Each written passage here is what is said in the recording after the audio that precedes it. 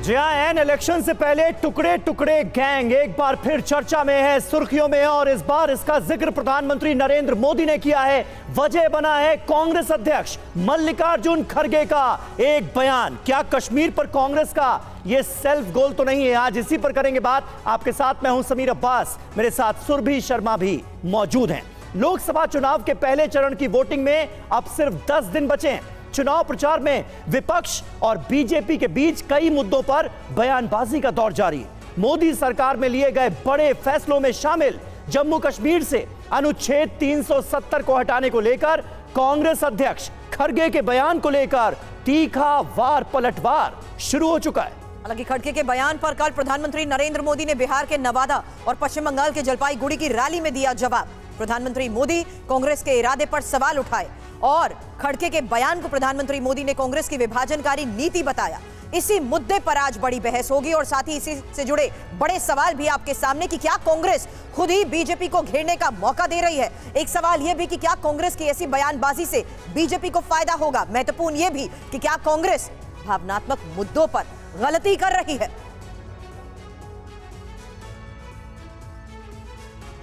और शुरुआत अहम खबर से कर रहे हैं। 370 वाले खड़गे के बयान पर पीएम मोदी ने बोला हमला। खड़गे का बयान, टुकड़े टुकड़े गैंग का प्रताप। खड़गे के बयान पर बोले पीएम, मुझे यह बयान देखकर शर्म आई। कश्मीर के लिए बिहार के बेटों ने दी शहादत। प्रधानमंत्री नरेंद्र मोदी ने क्या कहा, मल्लिकार्जुन खड़गे को कैसे घेरा, सुनिए। ही वीर जवान तिरंगे में लपट करके लौटे हैं कश्मीर को बचाने के लिए। आप ये कहते हो राजस्थान की धरती पर भी इतने ही वीर परिवार हैं जिनके बेटे मातृभूमि में कश्मीर की रक्षा करने के लिए शहीद होकर के लौटे हैं।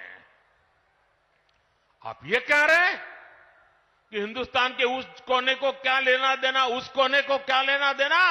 ये टुकड़े टुकड़े करने वाली गैंग का प्रताप है कि ये लोग ये भाषा बोलने लगे हैं। क्या ऐसी भाषा बोलने वालों को माफ किया जा सकता है? क्या शहीदों का अपमान सहन किया जा सकता है? ऐसी कांग्रेस ने देश को आर्टिकल 370 जैसा नासूर दिया था। आज जब भाजपा की मजबूत सरकार ने आर्टिकल 370 की दीवार को हटा दिया तो कांग्रेस को दर्द हो रहा है। चिल्ला रहे हैं, आंसू बहा रहे हैं। कल कांग्रेस अध्यक्ष ने कहा है कि मोदी देश के दूसरे राज्यों में कश्मीर की बात क्यों करता है, दूसरे राज्यों का कश्मीर से क्या लेना देना। कांग्रेस के लिए कश्मीर कुछ नहीं और उनका तो यही रहा है, कच्छथी भी उनके लिए कुछ नहीं, कश्मीर भी उनके लिए कुछ नहीं। जलपाईगुड़ी और नवादा में प्रधानमंत्री नरेंद्र मोदी ने क्या कहा आपने सुना, लेकिन अब आपको कांग्रेस अध्यक्ष मल्लिकार्जुन खड़गे का वो बयान भी सुनाते हैं जो उन्होंने 2 दिन पहले शनिवार को जयपुर की रैली में जम्मू कश्मीर में 370 हटाने को लेकर दिया था।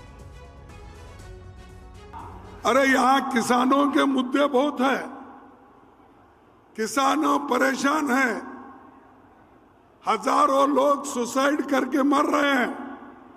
उनकी बात छोड़े और यहां आकर कह रहे मैंने 371 को निकाल दिया।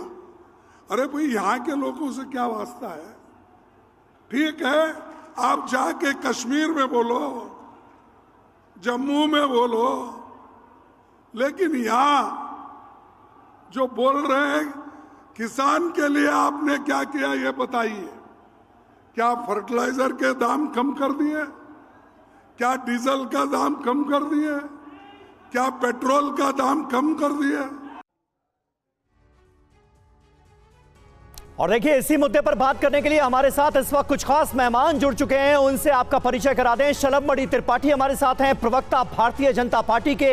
अहमद अयाज हमारे साथ मौजूद हैं, कश्मीरी एक्टिविस्ट हैं। प्रोफेसर संगीत कुमार रागी हमारे साथ थोड़ी देर में जुड़ेंगे, स्क्रीन पर आपको नजर आएंगे। और प्रभात कुमार प्रवक्ता हैं कांग्रेस पार्टी के, वो हमारे साथ मौजूद हैं। शलभ, सबसे पहले मैं आपके पास आऊंगा क्योंकि प्रधानमंत्री नरेंद्र मोदी ने मल्लिकार्जुन खड़गे के बयान को टुकड़े टुकड़े गैंग से जोड़ा है। कहने की क्या कोशिश है, क्या बताने की कोशिश की जा रही है जनता को? समीर भाई, आप दिल्ली में रहते हैं और मूलतः उत्तर प्रदेश के रहने वाले हैं। मैं आपसे ये पूछना चाहता हूं कि कश्मीर में अगर कुछ अच्छा होता है तो क्या आपको खुशी नहीं होती? अगर कुछ बुरा होता है तो क्या आपको तकलीफ नहीं होती? धारा 370 हटी तो क्या पूरे देश ने भारत के पूरे एक हिस्से में जश्न नहीं मनाया? तो ये कांग्रेस की जो सोच है, ये अलगाववादी सोच है। हमेशा इन्होंने पूरब को पश्चिम से, उत्तर को दक्षिण से हमेशा बांटने की कोशिश की। आप राहुल गांधी का बयान देख लीजिए, वो जाते हैं दक्षिण भारत में तो उत्तर भारत के लोगों को गालियां देते हैं, उत्तर भारत के लोगों को कोसते हैं। और यही कारण है कि अलगाववादी सोच के नाते कांग्रेस पार्टी ने इस पूरे देश को बर्बाद करके रखा 70 सालों तक।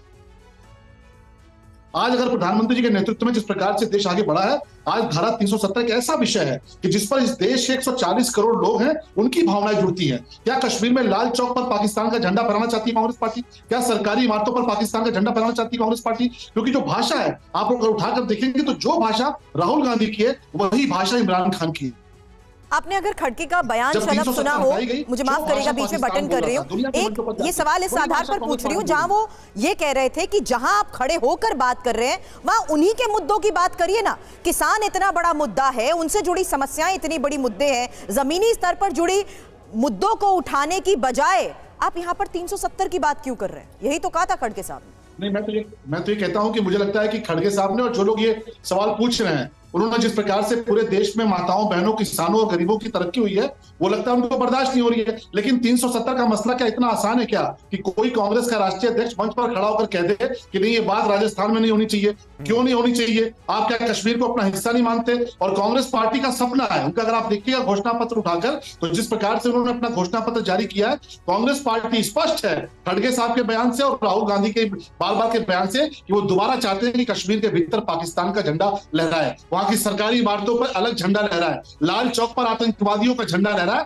ये कांग्रेस पार्टी चाहती है और ये हम हरगिज होने नहीं देंगे। हमने डंके की चोट पे प्रधानमंत्री जी के नेतृत्व में 370 हटाई और 370 को लेकर इस देश के 140 करोड़ लोग अपनी भावनाएं जुड़ती हैं, उनके इमोशंस जुड़ते हैं। कांग्रेस पार्टी जो बांटना चाहती है, कश्मीर को अलग करना चाहती है, पाकिस्तान के हाथ में देना चाहती है, वो मुमकिन नहीं है और इसीलिए देश की जनता इनको जवाब दे रही है। खड़गे साहब का जो बयान है वो अपने आप में स्पष्ट है कि 370 के मसले पर कितना ज्यादा बेचैन है और पाकिस्तान से ज्यादा बेचैन है कि जितना पाकिस्तान को दर्द नहीं होता उतना कांग्रेस पार्टी को होता है, उतना राहुल गांधी को होता है, उतना खड़गे साहब को होता है। और इसीलिए राजस्थान में उन्होंने 370 का जिक्र क्यों किया? आखिर खड़गे साहब अगर अपनी बात रखना चाहते थे, कोई मुद्दा उठाना चाहते थे, मुद्दा उठाते, लेकिन राजस्थान में खड़े होकर उन्होंने 370 का जिक्र क्यों किया? ठीक है शलभ, आपने अपनी बात रखी। हमारे साथ प्रभात कुमार इस वक्त मौजूद हैं, प्रवक्ता है कांग्रेस पार्टी के। प्रभात जी, जरा जवाब दीजिए इन तमाम मुद्दों को लेकर, क्योंकि खुद प्रधानमंत्री नरेंद्र मोदी ने इसका जिक्र किया है। कहीं कांग्रेस के लिए यह बयान सेल्फ गोल तो साबित नहीं हो जाएगा?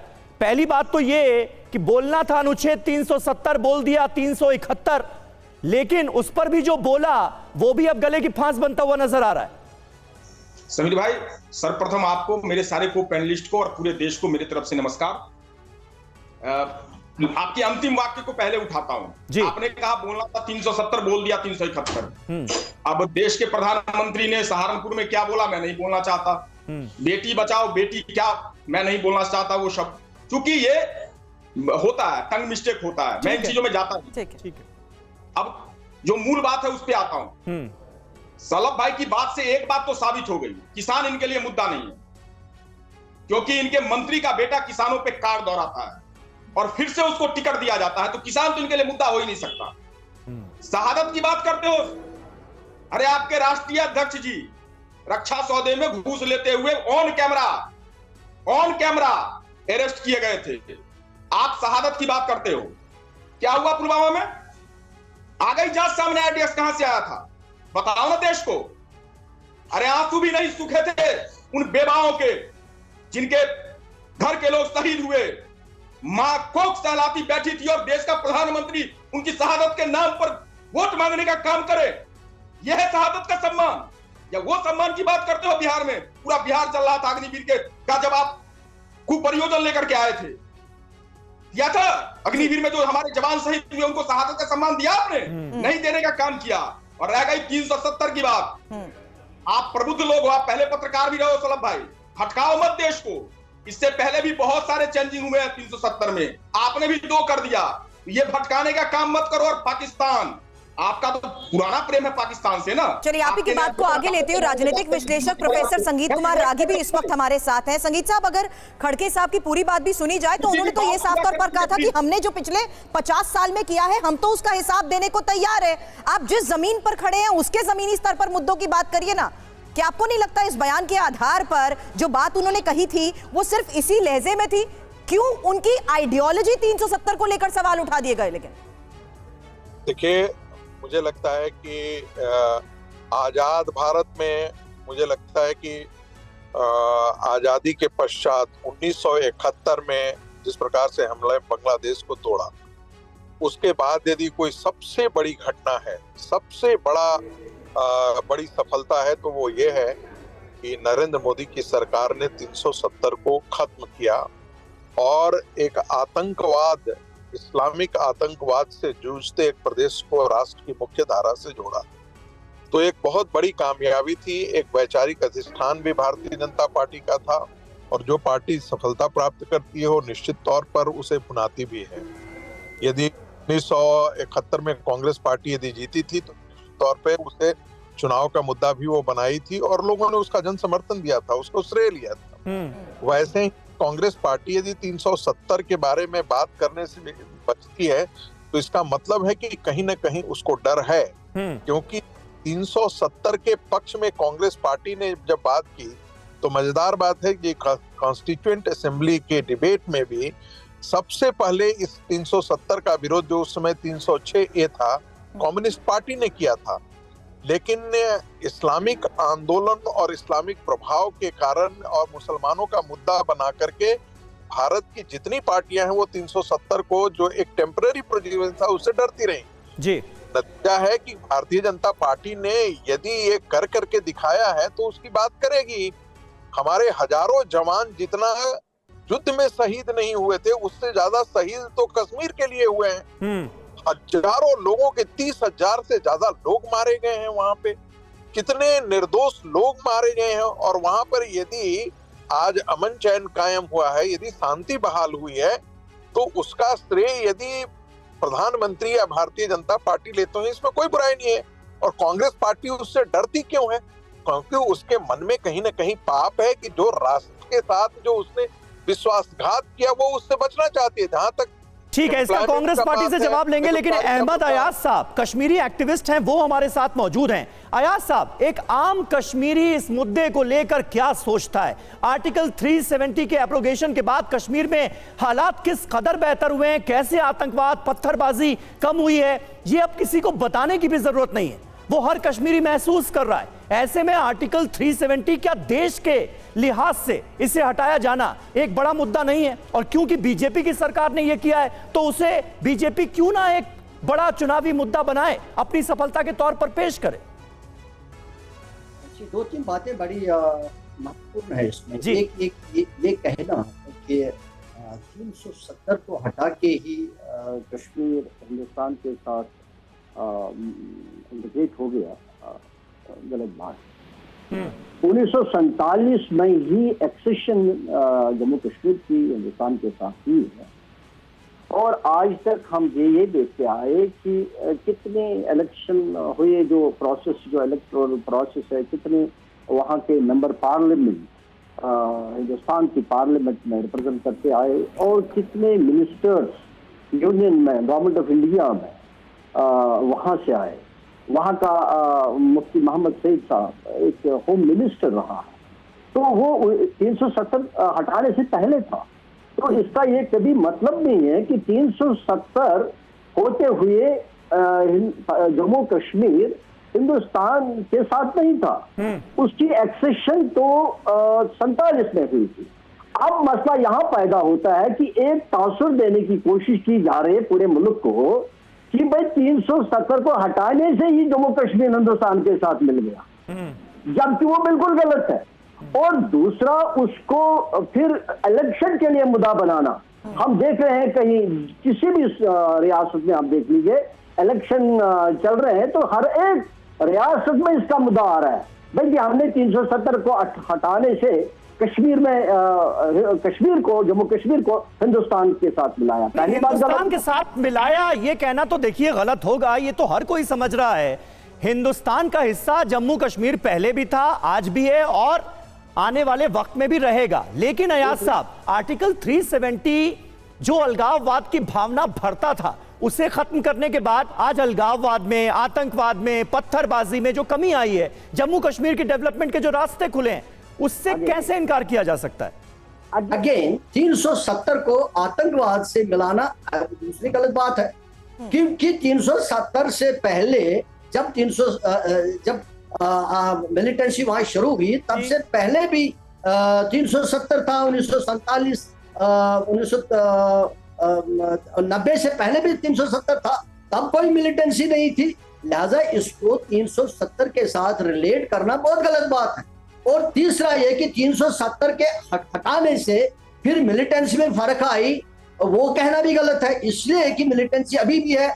हमने देखा 370 के हटाने के बाद कितनी टारगेट किलिंग होगी। कश्मीरी पंडित वहां से जो दोबारा बसे थे, जो वहां नौकरियां कर रहे थे, वो भी भागे। टारगेट किलिंग्स होगी, बाहर के लोग, अंदर के लोग मारे गए। ये कहना बहुत गलत है कि मिलिटेंसी वहां खत्म हो गई। अलबत्ता पत्थरबाजी में कमी आई, उसका ये एक वजह है कि इस वक्त वहां सिक्योरिटी फोर्सेस का दबाव है काफी। लोग जेलों में बंद पड़े हुए हैं। अली शेख गिलानी जैसे लीडर मर गए, और बाकी जो लीडर्स है वो कैद बंद है। वो एक वजह हो सकता है कि मिलिटेंसी में मोमेंट में रखा गया और पथराव में। मैं इस पर आगे आपसे बात करूंगी और जो बात आप कह रहे हैं इस पर भी जवाब लूंगी, लेकिन उसी के साथ हमें प्रधानमंत्री नरेंद्र मोदी ने कांग्रेस के घोषणा पत्र और राम मंदिर में प्राण प्रतिष्ठा में कांग्रेस नेताओं के ना जाने को लेकर किस तरीके से सवाल उठाए हैं, यह भी देखना है, क्योंकि प्रधानमंत्री मोदी ने इन दो मुद्दों पर कांग्रेस का कैसे घेराव किया, सुनिए। कांग्रेस ने जिस तरह का घोषणा पत्र जारी किया है, उससे साबित हो गया है कि आज की कांग्रेस आज के भारत की आशाओं, आकांक्षाओं से पूरी तरह कट चुकी है। कांग्रेस के घोषणा पत्र में वही सोच झलकती है जो सोच आजादी के आंदोलन के समय मुस्लिम लीग में थी। कांग्रेस के घोषणा पत्र में पूरी तरह मुस्लिम लीग की छाप है, और इस मुस्लिम लीग वाले घोषणा पत्र में जो कुछ हिस्सा बचा खुचा रह गया, उसमें वामपंथी पूरी तरह हावी हो चुके हैं। इनकी क्या दुश्मनी है प्रभु राम से, इनकी क्या दुश्मनी है अयोध्या से, उनकी क्या दुश्मनी है हमारी विरासत से कि राम मंदिर बन गया तो बोले हम उसके प्राण प्रतिष्ठा में नहीं जाएंगे, विरोध किया।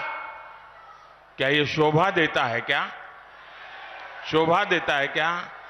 इतना ही नहीं, इनके मन में इतना जहर भरा है कि उनकी पार्टी के कुछ लोग राम मंदिर प्राण प्रतिष्ठा में आ गए तो उनको 6 साल के लिए पार्टी से निकाल दिया। जरा रामनवमी आ रही है, ये पाप करने वालों को भूलना मत भाइयों बहनों, भूलना मत।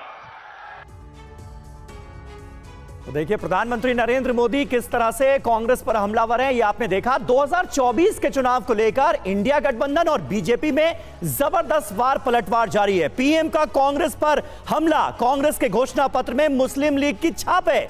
विपक्ष पर हमला, मोदी चुनाव में मैच फिक्सिंग की कोशिश कर रहे हैं, यह कहा गया है। विपक्ष की तरफ से प्रधानमंत्री को एक तरह से उनके आरोपों पर जवाब दिया गया। हालांकि इसमें यह भी कहा गया है कि बीते 10 साल में लूट की बीमारी का परमानेंट इलाज किया गया है, जबकि यहां विपक्ष सवाल उठा रहा है, हमलावर हो रहा है यह कहते हुए कि बिना फिक्सिंग और ईवीएम के 180 सीटें भी पार नहीं कर पाएंगे। ये बड़े दावे कर रहा है विपक्ष। 370 पर खड़गे का बयान, टुकड़े टुकड़े गैंग का असर। प्रधानमंत्री ने कहा वहीं विपक्ष ने हमला बोला, कहा चीनी सैनिक अंदर आ रहे हैं, नींद की गोली खाकर सो रहे हैं क्या? इसमें महत्वपूर्ण यह भी है कि किस तरीके से पीएम का जो लगातार आक्रामक रुख सामने आ रहा है, उसमें उन्होंने यह भी कहा कि इंडिया मतलब देश विरोधी नफरती ताकतों का ठिकाना, जबकि विपक्ष ये कह रहा है कि भ्रष्टाचार के आरोपियों को बीजेपी में शामिल कराया जा रहा है। जी हां, किस तरह के मुद्दे उठाए जा रहे हैं देखिए। इंडिया के लोग भारत को बांटने की बात करते हैं, यह कहा गया बीजेपी की तरफ से, पीएम की तरफ से। विपक्ष ने हमला बोला, कहा देश में संविधान और लोकतंत्र की हत्या की जा रही है। एक और महत्वपूर्ण बयान, जहां प्रभु राम से क्या दुश्मनी की, प्राण प्रतिष्ठा का विरोध किया और किस बात पर देश की जनता 400 पार करेगी। ये सवाल जिस तरीके से बार बार उठा लिया जाता है, एक सवाल घोषणा पत्र के लिहाज से भी यहां पर जरूर करना चाहूंगी शलभ मणि आपसे कि आखिर ये 400 पार की जो बात कही जाती है, किस बात पर देश की जनता 400 पार करेगी, यह सवाल उठा दिया जाता है, क्योंकि आंकड़ों के लिहाज से जो टारगेट रख लिया जाता है उसे अचीव कैसे करेंगे?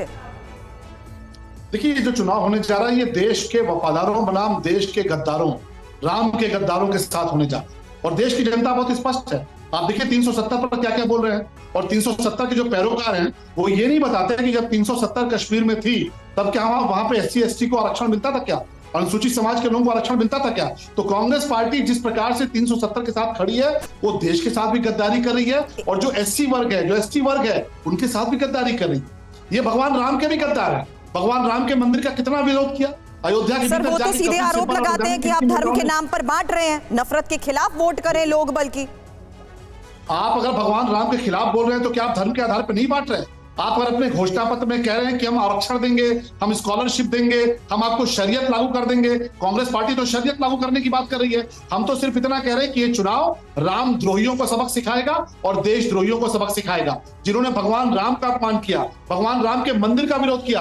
राहुल गांधी उनके लोगों ने सनातन का विरोध किया, ये कहा कि सनातन डेंगू है, मलेरिया है। और जिस प्रकार से 370 के साथ जाकर पूरी की पूरी कांग्रेस पार्टी खड़ी हो गई है। राहुल गांधी का स्टेटमेंट उठाकर पढ़िए, इमरान खान और राहुल गांधी का स्टेटमेंट एक है। ये चाहते हैं कि लाल चौक पर दोबारा से पाकिस्तान का झंडा लगे, ये चाहते हैं कि कश्मीर के भीतर सरकारी इमारतों पर दोबारा से पाकिस्तान का झंडा लगे, वहां पर बुरहान वानी जैसे आतंकवादी पैदा हो। लेकिन ये मोदी जी की सरकार है, ऐसा इलाज किया है कि अब कोई बुरहान वानी पैदा नहीं हो सकता, अब कोई अफजल गुरु पैदा नहीं हो सकता। इस प्रकार की कार्रवाई की है कि 370 हटने के बाद वहां पे अमन और चैन का माहौल है। कांग्रेस लाख कोशिश कर ले, लाख इस देश के साथ गद्दारी कर ले, इनका इतिहास रहा है। आप उठाकर देखिए कि 370 के मसले पर जो भाषा कांग्रेस पार्टी की है वो इस देश के गद्दारों की भी भाषा है। और इसलिए हम कहते हैं 370 हटाए जाने का विरोध कांग्रेस पार्टी ने ऑफिशियली नहीं किया है। शलभ, तरीके पर सवाल उठाए कि जिस तरीके से इसे हटाया गया उस पर सवाल उठाए हैं। लेकिन प्रभात जी, इसका जवाब आपको इसलिए देना चाहिए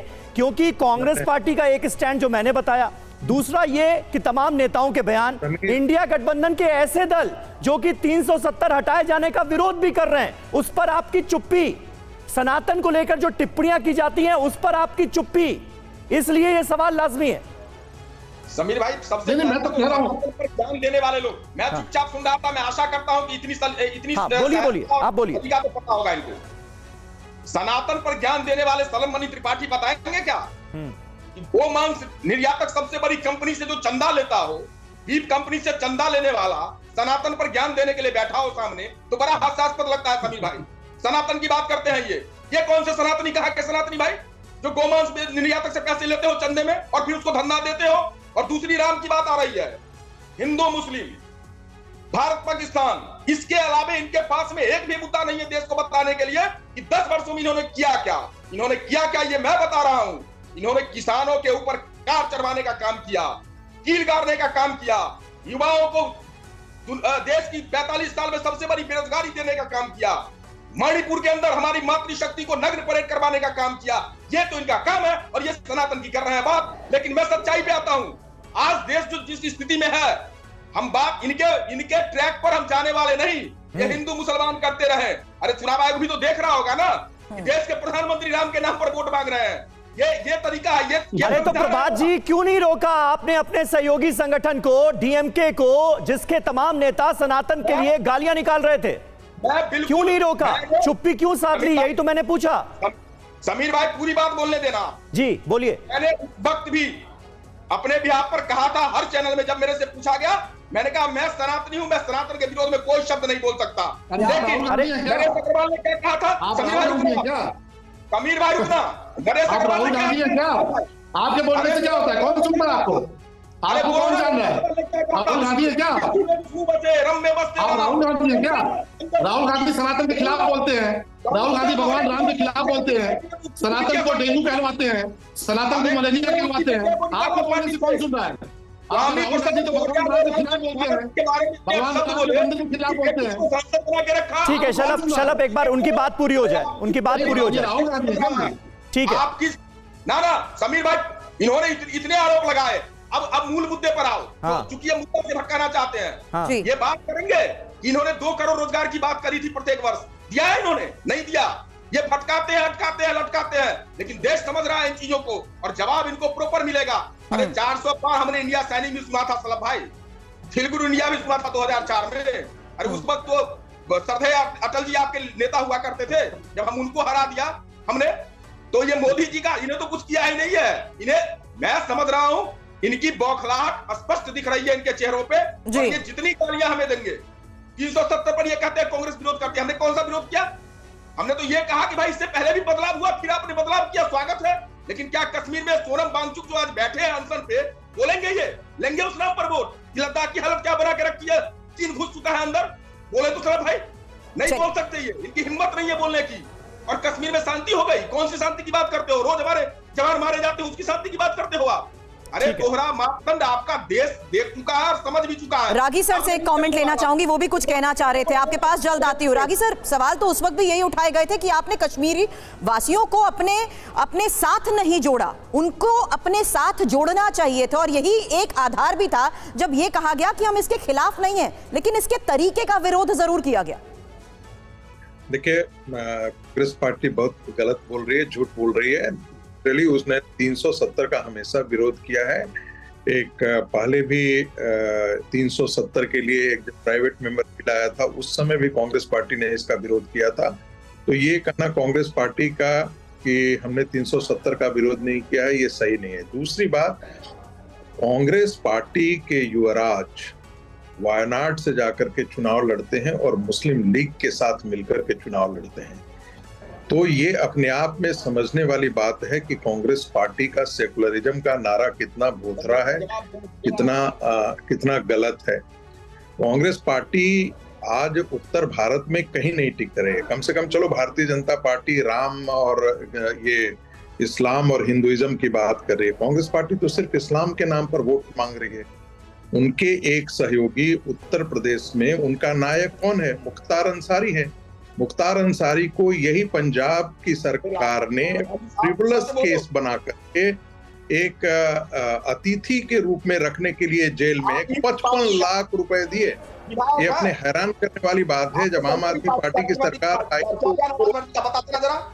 तो ये कहना कि कांग्रेस पार्टी बड़े सेकुलरिज्म के लिए स्टैंड करती है।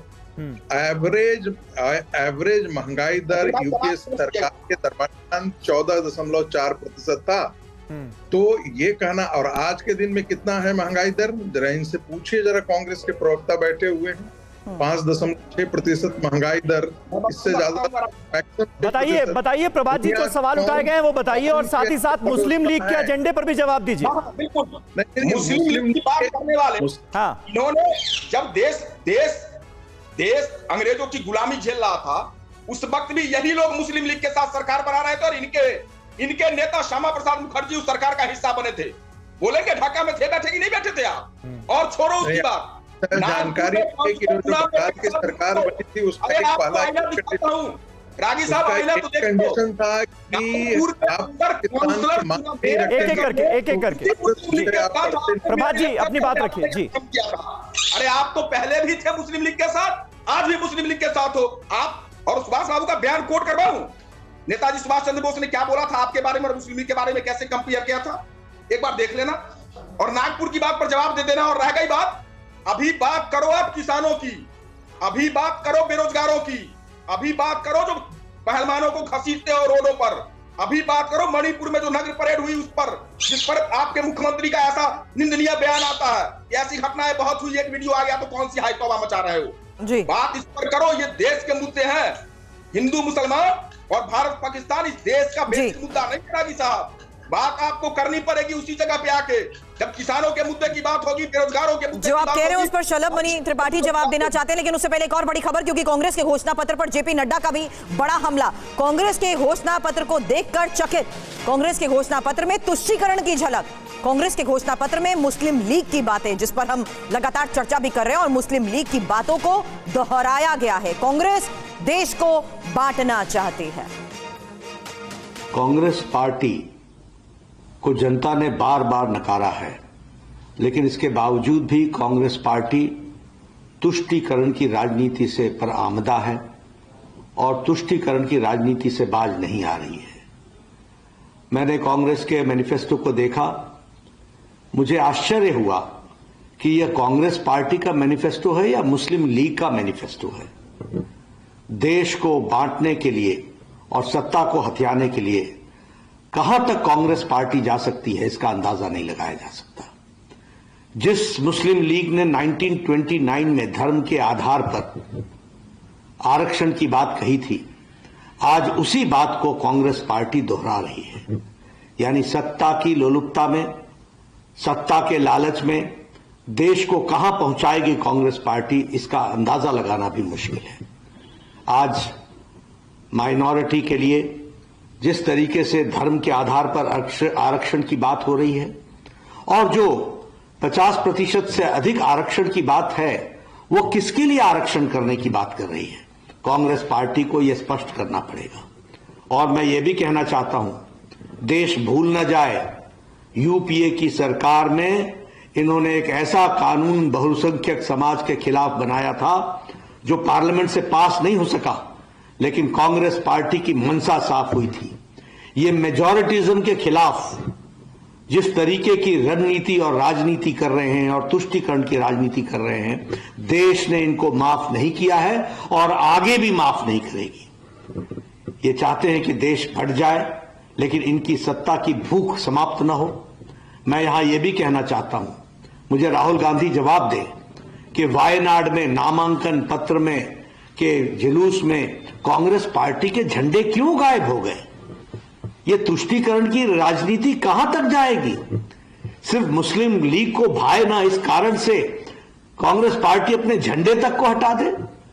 यह देश बांटने की जो चाल है और तुष्टीकरण के आगे जो घुटने टेकने का इनका रवैया है, इसको देश माफ नहीं करने वाला है। और बीजेपी अध्यक्ष जेपी नड्डा के इन तमाम आरोपों पर इस वक्त कांग्रेस पार्टी एक प्रेस कॉन्फ्रेंस कर रही है। सुप्रिया श्रीनेत क्या कह रही हैं, सुनते हैं।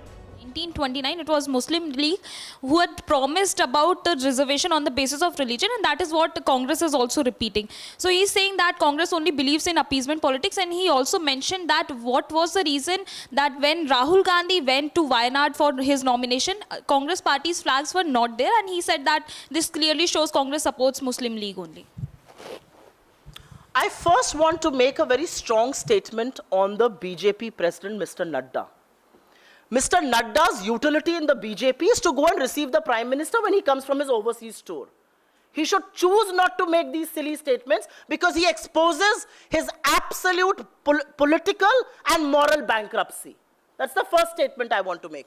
The second statement that I would want to make is that when India was fighting against the British, and when India was saying do or die, and when the Quit India movement was in progress, why did your political ideologue Shama Prasad Mukherjee write to the British to curb the do or die movement?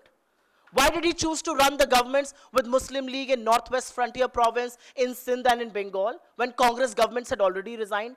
So I do believe that the BJP president knows very little, should speak a little less. That's the first point I want to make. The second point that I want to make is, as far as Wayanad is concerned, or as far as any other state of India is concerned, why do you think the Prime Minister is using? प्रधानमंत्री घबरा गए, चर्चा शुरू हुई, प्रधानमंत्री को लगा अरे भैया क्या किया जाए। मेरा अपना मानना, और मैं दावे के साथ ये कह सकती हूं कि उनका एक चरण चुंबक उनके पास गया होगा और कहा होगा मोदी जी, कांग्रेस का मैनिफेस्टो तो बड़ा अच्छा है, सब लोग बड़ी बातें कर रहे हैं, कह रहे हैं बड़ा व्यापक दृष्टिकोण है, एक पूरा खाका तैयार कर दिया है भविष्य के भारत के लिए, आपको ये सब करना चाहिए था 10 सालों में। तो मोदी जी ने उससे ये नहीं कहा हाँ सही कह रहे हो, मोदी जी ने उससे कहा अरे चेले घबरा मत, अभी देख मैं अपनी अगली इलेक्शन रैली में क्या करता हूं, मुद्दे से ही भटका दूंगा। और ऐसा घटिया और शर्मनाक बयान नरेंद्र मोदी देते हैं, कहते हैं हमारे घोषणा पत्र पर मुस्लिम लीग की छाप है। असलियत यह है कि ये वो दिल में जो इतना अथाह प्रेम, इतना प्रगाढ़ प्रेम है मुस्लिम लीग के लिए नरेंद्र मोदी और भारतीय जनता पार्टी के नेताओं का, जो रह रह कर छलक जाता है। वो गागर इतनी भरी है प्रेम से कि वो समझती नहीं है, वो रह रह कर छलक जाती है। तो सुप्रिया श्रीनेत को आपने सुना, शलभ मणि त्रिपाठी हमारे साथ मौजूद हैं। शलभ, कुल मिलाकर कहने की कोशिश ये है कि असल मुद्दों से ध्यान भटकाने की कोशिश की जा रही है, मुस्लिम लीग का नाम लिया जा रहा है, और ये कोशिश क्यों? मुस्लिम पार्टी का ठप्पा कांग्रेस पर आप लोग क्यों लगाना चाहते हैं? नहीं, ठप्पा लगाना थोड़ा चाहते हैं, ठप्पा तो लगा पड़ा है। अभी हमारे साथी कांग्रेस पार्टी के साथी आजादी की लड़ाई की याद दिला रहे थे। जरा सोचिए ना, कितना हास्यास्पद है कि अंग्रेज के द्वारा बनाई गई एक पार्टी। जरा इनसे पूछिए इनका संस्थापक कौन था? ए ह्यूम, जो खुद एक अंग्रेज था, उसने पार्टी बनाई, अंग्रेजों से लड़ाई दिखाई और उसके बाद इनके हाथ में सत्ता सौंपी। और जब इनको सत्ता मिली तो सबसे पहला इन्होंने काम क्या किया? इन्होंने पाकिस्तान बनाया। इन्होंने धर्म के आधार पर इस देश की आत्मा पर आरी चलाई और आज ये कश्मीर को भी अलग करना चाहते हैं। आज ये देश के अलग अलग हिस्सों को अलग करना चाहते हैं। इनकी जितनी अलायंस गवर्नमेंट है, जितने इनके सहयोगी दल हैं जो सरकार में है, सत्ता में है, वो क्या कर रहे हैं? दलितों का आरक्षण छीन रहे हैं, अल्पसंख्यकों मुसलमानों को दे रहे हैं, पिछड़ों का आरक्षण छीन रहे हैं, मुसलमानों को दे रहे हैं, उसके लिए क्राइटेरिया बढ़ाना चाहते हैं। वही काम ये देश में करना चाहते हैं। 370 को दोबारा से लागू करना चाहते हैं। क्यों? क्योंकि शेड्यूल कास्ट रिजर्वेशन जो जम्मू कश्मीर में आजादी के 7 दशक बाद मिला है, उसको छीन के नहीं, वो तो कांग्रेस पार्टी तो ये कह रही है शलभ कि मुस्लिम लीग से आप लोगों का पुराना प्रेम है। श्यामा प्रसाद मुखर्जी का जिक्र कर रहे हैं। मैं तो पूछता हूँ कि राहुल गांधी अमेठी छोड़ के भागे तो सीधे अमेठी छोड़ के वायनाड क्यों गए? और वहां पे जाके पीएफआई के जो तमाम ऐसे उग्रवादी लोग थे उनके घरों पर क्यों गए? उनके जो नामांकन जुलूस है उसमें मुस्लिम लोग लीग के लोग थे कि नहीं थे? वायनाड से चुनाव लड़ते हैं, किसके भरोसे लड़ते हैं? भगवान राम के मंदिर का विरोध क्यों करते हैं? भगवान राम को काल्पनिक क्यों बताते हैं? जब भगवान राम का आमंत्रण जाता है तो उस आमंत्रण को क्यों ठुकराते हैं? 370 को दोबारा लागू करने की बात क्यों करते हैं? अपने घोषणा पत्र में केवल मुसलमानों को आरक्षण देने की बात क्यों करते हैं? केवल मुसलमानों को स्कॉलरशिप देने की बात क्यों करते हैं? शरीयत लागू करने की बात क्यों करते हैं कि आपको अपने धर्म की आजादी होगी, आप बुर्का पहन के जाएंगे, सड़क पर नमाज पढ़ेंगे? ये शरीयत क्यों लागू करना चाहती है कांग्रेस पार्टी? प्रभात को इसका जवाब, प्रभात इस पर आपका जवाब भी चाहेंगे। और जिस दिन से वायनाड की ये तस्वीरें सामने आई हैं, चर्चाएं तो उस लिहाज से भी की जा रही हैं कि एक सीक्रेट डील है, मतलब बकायदा एक डील है बैक स्टेज जो कर ली गई है, जिस लिहाज से ये बड़े दावे वहां की मीडिया में भी चर्चा हो रही है, इस लिहाज से कि अगर वो साथ आते हैं तो उनका बैन हटाने तक का वादा उनसे कर दिया गया। श्रुति जी, सबसे प्रथम मैं शलभ भाई को तो प्रबुद्ध प्रवक्ता मानता था। आज लेकिन इन्होंने साबित कर दिया कि ये कंगना रनावत जी को पार्टी में लेके आए हैं, उन्हीं की सोच पे ये चलेंगे। राहुल गांधी के पप्पू पार्ट 2 है। राहुल गांधी के पप्पू पार्ट 2 है। आप अपनी बात करिए। एक मिनट, पर्सनल टिप्पणी से आप दोनों बचे। प्रभात जी, मुद्दों पर बात की जाए ना, मुद्दों पर बात कीजिए और एक एक करके सुन लीजिए सर बात। नहीं बोल रहा था, मुझ पर ध्यान मत दीजिए, अपनी बात करिए। आपकी गद्दार की विचारधारा है, उस पर बात करिए कि आपकी पार्टी गद्दार क्यों है। शलभ जी, ऐसे बात समझ नहीं आएगी। जब आप कह रहे थे तो वो शांत थे, अब प्लीज 2 मिनट उनकी पहले बात सुन लीजिए। बोलिए प्रभात। टिप्पणी मत करिए। आप ये कहना चाहते हो कि अंग्रेजों ने भीख में आजादी दे दी, जो कंगना जी कहती है? यही बोलना है आपको? तो भगत सिंह की फांसी के बारे में क्या बोलोगे? पंडित चंद्रशेखर आजाद के बारे में क्या बोलोगे? क्या कहोगे सुभाष बाबू के बारे में? अरे आपकी सोच ये घृणित सोच है। शलभ भाई, बुरा मत मानना, ये घृणित सोच है। आप देश के लाखों स्वतंत्रता सेनानियों का अपमान कर रहे हो। बता दीजिए, कांग्रेस के संस्थापक कौन थे? बताइए। आप क्विट इंडिया मूवमेंट चल रहा था, कांग्रेस के संस्थापक कौन थे? अंग्रेज था कि नहीं था? आप अंग्रेजों के कांग्रेस का संस्थापक अंग्रेज था कि नहीं था? सुभाष बाबू आजाद तो बताइए। प्रभात भाई, कांग्रेस का संस्थापक अंग्रेज था कि नहीं था? बताइए। अच्छा, कांग्रेस का संस्थापक कौन था? नाम बताइए। आपकी देशभक्ति कांग्रेस का संस्थापक कौन था? नाम बता दीजिए। अरे आपकी देशभक्ति। अच्छा, कांग्रेस का संस्थापक कौन था? नाम बता दीजिए। पूछ रहा हूँ। और सुनो, आपने कहा भैया कांग्रेस का संस्थापक कौन था? ठीक है, शलभ उनकी बात हो जाए। अब क्या इन्हीं मुद्दों पर चुनाव लड़े जाएंगे? कांग्रेस का संस्थापक कौन था? श्यामा प्रसाद मुखर्जी के साथ कौन थे? मुझे लगता है एक न्यूट्रल वॉइस के तौर पर अयाज जी, आप इन मुद्दों को कैसे देखते हैं? 2024 के लोकसभा चुनाव हो रहे हैं, बात हो रही है आजादी से पहले की, कांग्रेस के संस्थापक की, और मुस्लिम लीग का जो रोल रहा, श्यामा प्रसाद मुखर्जी, उन सब का जिक्र क्या वाजिब है आज के इस दौर में? देखिए जो पीछे हुआ बहुत सारा हुआ, ये नहीं हुआ। हो सकता है कहीं गलत भी हुआ हो जी, ये भी हो सकता है। 1947 में, उससे पहले जब ब्रिटिशर्स का रूल था, तो एक नई गवर्नमेंट की नई शुरुआत हुई, तो ये एक बहुत बड़ा काम था, ये छोटा मोटा काम नहीं था। उस वक्त सारा प्रोसेस किया गया, एक नया कॉन्स्टिट्यूशन, एक नया मुल्क की बुनियाद पड़ी, तो वो कुछ बुनियादें रखी गई है जी, उसका, जिसका सबसे बड़ा जो प्रेम्बल है वो कॉन्स्टिट्यूशन, और कॉन्स्टिट्यूशन में ये सारी बातें जारी है, सारी बातें दी गई है, उसमें ये भी है। ठीक है सर, बहुत बहुत शुक्रिया, बहुत बहुत शुक्रिया आप सभी का हमारे साथ इस बातचीत में जुड़ने के लिए। तो मुद्दे क्या हैं इन चुनावों के, वो एक एक करके सामने आ रहे हैं। जनता की अदालत में तय होगा कि किसके मुद्दे सही थे, किसके गलत।